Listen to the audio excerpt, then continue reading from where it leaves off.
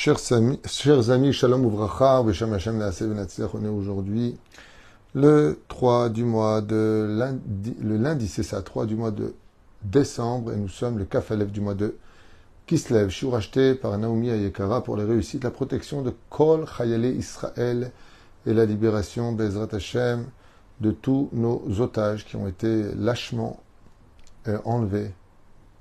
qu'Akadosh Baruch Hu yachzir otam briim ushlemim levetam be'atzlacha rabba.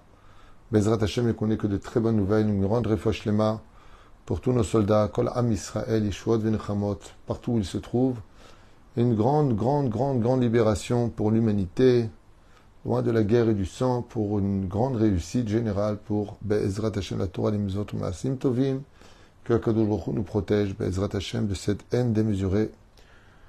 Hashem Yahazor. Ok. On commence notre étude en remerciant Naomi, que Dieu la bénisse sur tous ses chemins. Ezrat Hashem Ilbarach, Yishmor al Chayalenu, Val Kol Asher Lanu, Vachatufim, pardon, ceux qui ont été donc enlevés, comme elle le demande. Qui ne voudrait pas être un homme qui réussit dans tout? Qui ne rêverait pas de la phrase qu'on trouve dans cette parasha de Vayeshev, Vayehi Hashem et Yosef Vayehi Ish Matzliach. Et Yosef était un homme qui réussissait tout. Tout où il mettait la main, là où il allait, là où il rencontrait, là où il parlait, là où il se trouvait, Yosef réussissait tout. Qui ne rêverait pas d'être ce genre de personnage? Imaginez que vous achetez une maison, c'est la plus belle du monde. Vous achetez une voiture, elle n'a jamais de problème. Vous avez ce que vous avez, vous trouvez un zivugagoun, c'est le meilleur ou la meilleure épouse. Quoi que vous fassiez, c'est toujours de l'or qui ressort de vous. Vous prenez un clou rouillé par terre et ça devient une barrette d'or pur. Imaginez un petit peu cela. C'est ce qu'a vécu Yosef Hatzadik, malgré toutes ses péripéties. Et tout le monde a envie de poser la question, quoi, vendu en esclave, oublié de l'humanité, jeté dans un cachot pendant 12 années? Et il réussissait partout où il allait, il mettait une traînée de lumière impressionnante où tout le monde aimait Yosef. On ne pouvait pas se passer de la présence de Yosef, tout le monde aimait sa présence, tout le monde aimait sa compagnie, tout le monde aimait ses réponses. Yosef, même en prison, était respecté, aucun animal n'a osé le toucher, ni même les serpents et les scorpions dans le puits dans lequel il a été jeté, n'ont osé s'approcher de Yosef pour lui nuire, parce que Yosef réussissait partout où il allait. Et ce que nous propose Maran Ben Ishraï, Zecher Tzadik et Kadosh Ibracha, c'est de nous plonger sur cette question extraordinaire de Yosef réussissait dans tout. Alors juste avant de comprendre, Be'ezrat Hashem, comment et quels éléments on pourrait avoir avec nous pour réussir dans la vie, la première règle de la vie, c'est d'abord le mazal. Le facteur mazal, on est né avec un tikkun, une réparation à faire, et donc en réalité, il n'y a pas dans l'absolu de chanceux ou malchanceux. Ce n'est pas tout à fait juste de penser comme cela, car celui qui a raté quelque chose pour lequel il pourrait définir qu'il est malchanceux, en réalité n'est pas malchanceux, c'est que cette chose n'était pas pour lui. Et donc quand c'est pas pour toi, ça veut dire que tu n'as pas de chance, ça veut dire que c'est pas pour toi, c'est tout. Ou freine, la première règle, ça dépend du tikkun que tu es venu réparer. Yosef Hatzadik représente Sfirat Yesod. Il est venu réparer le domaine de la Brit Mila. C'est son domaine à lui. Quant au reste, il n'avait pas à se confronter à cela. Un jour, un jeune homme m'a dit j'ai souffert dans rien de ma vie. J'ai toujours été le meilleur à l'école, meilleur à la yeshiva. J'ai toujours eu plein d'amis. Je me suis marié très vite. J'ai trouvé un travail très facilement et très bien payé par la suite. Est-ce que c'est normal? Rav Twito, je lui ai dit, c'est qu'apparemment tu n'es pas encore confronté à ton ultime épreuve. Si tu as passé tout ça facilement, c'est pas parce que tu as du mazal, c'est parce que ton épreuve n'est pas là. Il viendra un moment où tu vas te heurter à quelque chose comme l'Himalaya, quelque chose comme l'Everest, quelque chose de géant devant toi, et là tu vas être un petit peu perdu. Mais n'oublie pas un détail, si tout a été tellement facile pour toi dans la vie, c'est que tu n'es pas vacciné face à l'épreuve. Quelqu'un qui n'a jamais connu la faim, quelqu'un qui n'a jamais connu le refus financier, dès qu'il lui manque un shekel, allô maman bobo, il est perdu. Ça rend pas tout le temps service de tout réussir dans la vie. Mais malgré tout, ça fait tellement du bien. Voyons un petit peu ensemble quelques éléments de plusieurs livres d'études avant de nous plonger dans celle du Ben Ishraï. Un des points les plus importants, c'est de ne pas fauter. Faute pas, ne faute jamais. Jamais. Parce que la faute bloque le mazal de l'homme. Donc l'une des règles principales, soit toujours du bon côté, du côté de la lumière, pour que les anges accusateurs n'ayant rien à accuser, ne peuvent pas te bloquer ton mazal. C'est pas shoot, merde. La troisième chose, juge tout le monde toujours du bon côté. Et ne parle jamais de personne. Pourquoi? Parce que mesure pour mesure l'obatla.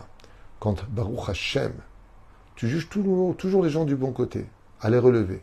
Et que de l'autre côté, tu ne parles de personne, les anges accusateurs, combien même tu aurais fauté, n'auraient pas le droit de parler sur toi et encore moins de mal. Ainsi donc, personne ne peut te bloquer ton mazal. Ensuite, contente-toi toujours de ce que Dieu te donne. Et sois toujours heureux d'une chose, d'être juif, d'être vivant, et d'avoir Dieu près de toi. C'est ce qu'a fait Yosef Hatzadik. Rien n'a pu dénuder ou démunir Yosef de sa joie, parce que comme il l'a dit, même si vous voulez mon corps dans l'esclavage, même si vous le frappez ou que vous le maltraitez, il y a une chose que vous ne pourrez jamais me voler, c'est mon âme juive.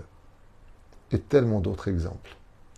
Oufren, voyons ce que nous dit maintenant Moreno Hatzadik, à Rav Akadosh, Rabbi Yosef Chaim, à Ben Ishraï, qui écrit comme ça.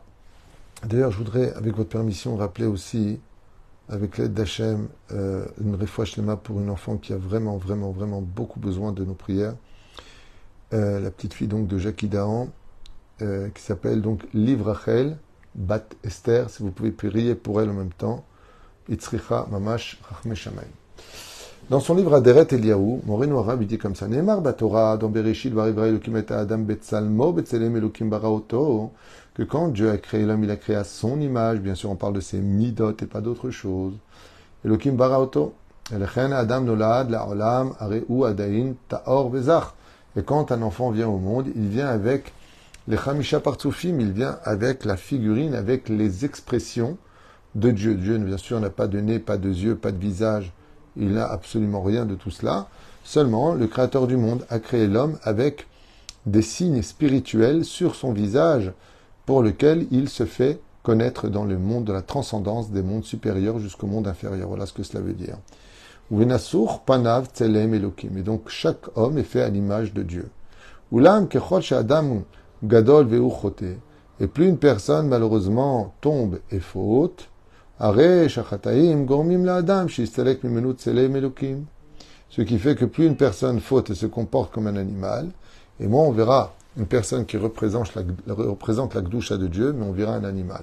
C'est pour ça d'ailleurs qu'un des signes révélateurs, c'est que si un animal te veut du mal, c'est qu'il voit un animal. Car s'il voit un homme, il se plie au respect qui lui est dû dans la hiérarchie, où les hommes sont au-dessus des créations des animaux, minéral, végétal, animal, homme, prophète. C'est comme ça que l'explique le Rambam et d'autres commentateurs dans le judaïsme. Ce qui fait que quand un animal te nuit, eh bien, c'est qu'il a vu un autre animal quand tu fautes. Ça me rappelle d'ailleurs une histoire qui s'est passée à Jérusalem, où un jour un jeune homme m'a raconté qu'il a fait de grosses bêtises avec une fille et qu'il ne comprenait pas pourquoi tous les chiens qui passaient sur le trottoir voulaient absolument le mordre, le provoquer avec des aboiements un peu terribles. Et je lui ai dit, apparemment, c'est que tu as fauté. C'est là qu'il m'a raconté qu'il avait fait des bêtises. Top. Mais à Sibazo, Amrou Chachamim, dans Masechet Brachot, Bedaf Yutret Amud Bet, Shereshaim Gvar Beyotam Chaim, Arehem Nikraim Metim, que les vivants, mécréants de ce monde, malgré le fait qu'ils soient vivants, sont déjà appelés morts. Ki Mechamat Achataem, Em Ivdu et Atoar. Et pourquoi on dit que les Reshaim de leurs vivants sont appelés morts? Parce qu'ils ont perdu le Tselem Elohim. Ils ont perdu ce visage sur lequel les noms divins, qui se trouvent au niveau des deux oreilles, des yeux, du nez et de la bouche, les noms divins apparaissent. Quand on voit un tzaddik, c'est vrai qu'on voit toujours une personne qui brille comme ça. On a même du mal à soutenir leur regard parce qu'ils ont une kiloucha qui aveugle l'obscurité de ceux qui vivent dans la médiocrité de leur âme animale, de leur pulsion animale. Et c'est donc très très difficile. Mais la reine, si une personne garde le Tselem Elohim, il est comme un pseudo-Elohim. Si une personne garde cette image, cette pureté, Tzadik Gozer Hashem Ekayem, il n'y a pas de problème. Siba Azor, Mouchamim, dans Masré Barchot, qu'on voit même des Rechaim vivants qui sont considérés comme morts, car en réalité, c'est pas qu'ils sont morts, mais ils ont perdu le Tselem Elohim, c'est-à-dire la face divine, la face spirituelle qui était sur eux. Vine Tzad Yosef Hatzadik. Et en ce qui concerne Yosef Hatzadik, chez Kol Yamav, toute sa vie. Shamar al Gdushat Gufo Vigdushat Nafsho, qui s'est efforcé de garder la pureté et la Kedusha, la sainteté de son corps et de son âme, et n'a jamais fauté. Zacha Letzelem Elokim Nishmar al Panaf Tamid.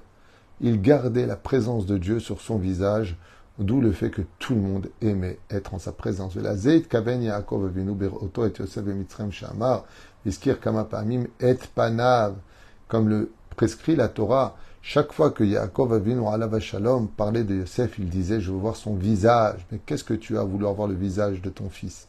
Non pas Ndora Aliane, parce que j'ai envie de voir son visage que j'aime, parce qu'il ressemblait comme deux gouttes d'eau à sa mère Rachel, mais tout simplement pour voir s'il avait gardé le Tselem Elohim, c'est-à-dire les signes de la Kedusha, Panecha, quand je verrai ton visage, qui est Odenuchai, qui est Odechachai, car je veux voir si tu es vivant.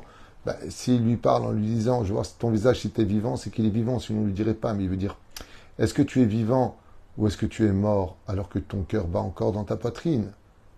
Mais la reine Nehemar, Reo Panecha lo pilalti. כוונתו הייתה שצלם בתור אלוקים שהיו נסוחים על פניו של יוסף. Donc, quand Yaakov Avinu, lui qui savait lire sur les visages, comme c'est marqué dans Chokhmat HaPartsouf, il a vu qu'il avait le Tselem Elohim, que aucun des noms divins ne s'est enlevé de son nom. C'est-à-dire qu'on voyait son visage, un visage doux, un visage pur, un visage... Vous savez, comme je le dis souvent, c'est incroyable. À chaque fois que je vois des bébés jusqu'à l'âge de 2-3 ans, c'est impressionnant. Ils ont toujours un visage rayonnant, les enfants. Ils sont beaux. Ils ont toujours un visage qui exprime une pureté. Et bizarrement, après, ça commence à descendre, à descendre, à descendre, à descendre, à descendre. Et ainsi de suite. זה פירוש הדבר. ורמזה רמז נפלא, יש בדבר הזה, voyez, איש מצליח, המילה מצליח, si vous regardez bien, qu'il était un homme qui réussissait dans sa vie. Alors, sachez une chose déjà de très importante, c'est que si tu veux que Dieu te donne de la réussite, il faut aussi que toi, tu te vois comme étant une personne qui réussit. Il y a des gens qui, dans leur vie, font appel à la mort. Il y a des gens qui pensent que de servir Dieu, c'est de mourir pour tuer et retirer la vie des autres. Et la reine, ces gens-là, ils vont faire appel à Hitler. Pour eux, c'est leur Dieu. Comme cette personne qui ne cesse d'écrire « Vive Hitler » pendant mon cours. Ce sont des gens qui ressemblent à la mort. Donc la mort, on les enterre en général, on ne s'occupe même pas d'eux. Il ne faut pas attention. Pourquoi ils appellent le mal? Pourquoi? Qui se ressemble, s'assemble.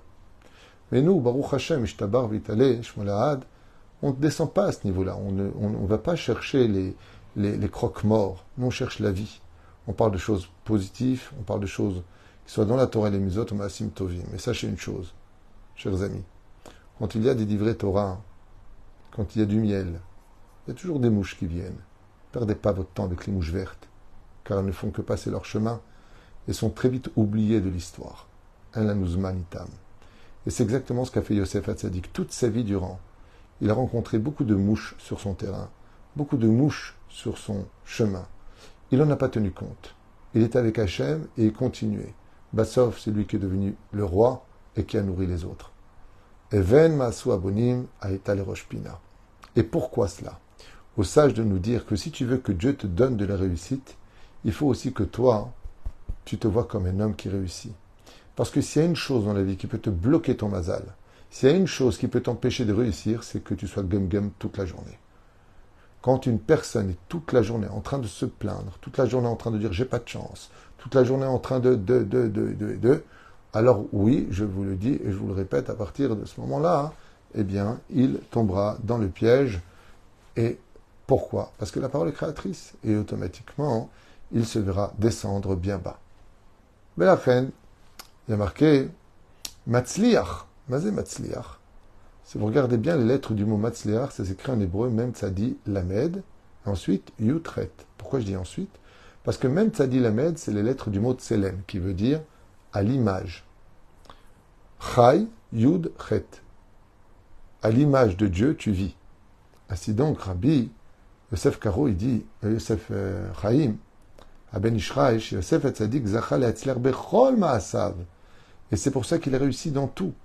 Car il était encore avec lui, Hachem. Il n'a pas retiré la gdusha qu'il avait depuis sa naissance. Vezechudzo aïta bechelko. Baruch Hashem, Yosef Hatzadik n'a pas eu cette malchance qu'on a dans notre génération des réseaux sociaux avec des images tellement incestueuses, avec des choses tellement violentes. À cette époque-là, hein, il était facile de rester dans la Kedusha. Mais de nos jours, il est très difficile avec toutes ces publications qu'on voit dehors. Pour n'importe qui ou n'importe quoi, ce sont toujours des femmes souvent impudiques qui apparaissent, ce sont souvent des vulgarités qui sont dites, même dans les réseaux sociaux ou les émissions. À l'époque, je me rappelle, j'en parle souvent, c'est vrai, mais quand j'étais jeune, les films avaient une morale. Le héros faisait du bien. Il était moral. Et aujourd'hui, le héros, il est immoral. Les choses sont affreuses. Je me rappelle qu'avant, les journalistes transmettaient de l'information, pas leurs idées personnelles. Moi qui ai fait beaucoup de psychologie, je ne suis pas psychologue, mais quand j'écoute les journalistes, je suis toujours estomaqué de voir qu'ils n'apportent pas de l'information. Ils apportent leur information, la leur. Et ça, c'est tromper les gens. Quand tu es journaliste, tu transmets de l'information. Et après, chacun fait de ce qu'il veut avec ses connaissances, sa compréhension de l'information. Aujourd'hui, c'est du bourrage de crâne. C'est là qu'est tout le problème. On ne fait pas de l'information. On fait de la désinformation. On va déformer la formation à inciter les autres à penser comme nous par une espèce de système très pédagogique, voire démagogue, incroyable, pour emmener les gens à dire « ouais, il a raison » et ensuite leur dire « non, il n'a pas raison ». En fin de compte, vous savez, comme je le dis souvent, celui qui va finir par donner la force à celui qui va être élu, que ce soit pour une mairie ou pour un poste important, ou un gouverneur, ou même un président ou un premier ministre d'un pays, ceux qui dirigent le pays, ce sont les journalistes. Ce sont eux qui, en réalité, font la pluie et le beau temps selon leur façon de voir les choses. Quand ils sont de droite, ils emmènent à droite. Quand ils sont à gauche, ils emmènent à gauche. Et ainsi de suite. Alors que normalement, ils devraient être au centre des choses et d'une transmission sans aucun intérêt personnel. Mais malheureusement, ce n'est pas ce qui se passe. Et aujourd'hui, malheureusement, je dis bien malheureusement, de rester pur, dans cette génération, c'est comme si tu dis à une personne rentre dans l'eau et ressort sec. Vous vous rendez compte, vos enfants, à peine 2-3 ans, on leur met déjà des portables dans les mains et c'est eux-mêmes qui savent s'en servir et qui visionnent. C'est-à-dire, ils ne gardent même pas le Tselem Elohim pendant quelques mois après leur naissance. On les vend à des images qui tirent, qui retirent ce Tselem Elohim. Faites attention à cela. הדברים מחייבים, כי מאיתנו איננו רוצה לראות הצלחה בכל מעשה ידיו, אך הדבר תלוי אלא בנו. Et donc le Ben Ishraï dit, et si la Torah nous raconte cela, que Yosef était un homme qui réussissait, c'est pour nous dire que toi aussi tu peux réussir malgré cette génération. Qui t'a dit de regarder ces choses-là? Qui t'a dit de posséder un portable qui n'est pas cachère? Qui t'a dit de voir tel et tel film? Qui t'a dit de faire telle et telle chose? Donc il reviendra à toi de garder ou pas ta kedusha. Ou fais-nous neuf chez nous, car notre corps et notre âme sont entre nos mains. Dieu nous a donné des conseils, à nous de les suivre ou pas.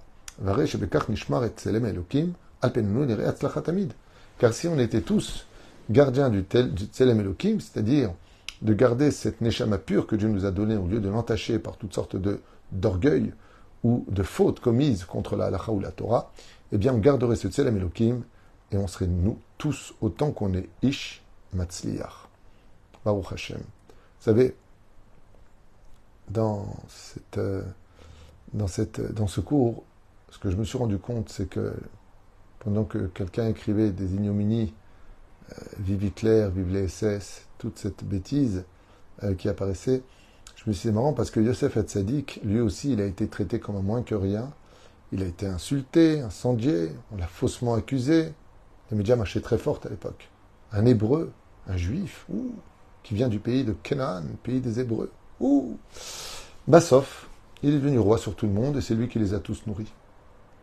Donc, chers amis, quand vous voyez des chiens qui aboient dans les cours, dans les réseaux sociaux, laissez-les juste aboyer. Passez votre chemin et vous verrez qu'en fin de compte, c'est nous qui les caresserons et les nourrirons. Bezrat Hashem Barach, on garde notre fierté de ne jamais descendre au niveau des autres.